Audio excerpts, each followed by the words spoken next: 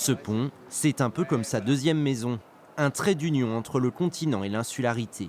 Mathias Le Baillon a vécu une bonne partie de sa vie à Belle-Île. Sur ce bateau, il a connu ses plus belles aventures. Il y a même rencontré sa femme. On s'est rencontrés en faisant les allers-retours pour le lycée, en fait, quoi. Donc voilà. Donc ça, ouais.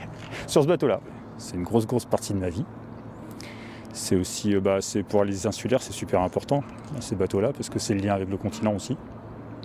Donc il y a plein d'étapes de la vie qui sont marquées en fait par ces trajets pendulaires. Le bateau, c'est le lien avec le continent. C'est le facteur, le boucher, l'épicier.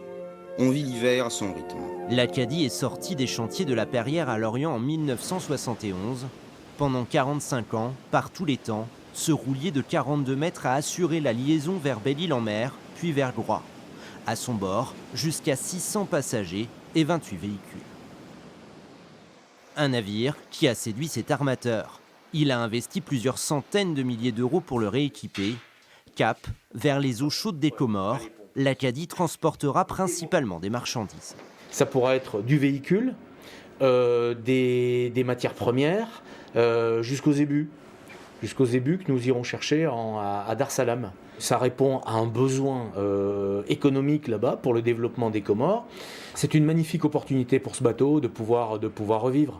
Un bateau peut naviguer pendant, je ne vais pas dire quasiment indéfiniment, dans la mesure où il est entretenu. Une seconde vie qui réjouit cet ancien capitaine de l'Acadie. Malheureusement, beaucoup de bateaux à passagers qu'on a eus ici, arrivé à un moment, ne peuvent plus correspondre aux normes pour les eaux françaises, donc ils partent à la ferraille, ce qui est un peu dommage. Bon, l'Acadie est sauvée. L'Acadie lèvera l'ancre vers sa nouvelle vie d'ici la mi-janvier, avec à son bord des dons des Lorientais pour les habitants des Comores, l'un des endroits les plus pauvres de la planète.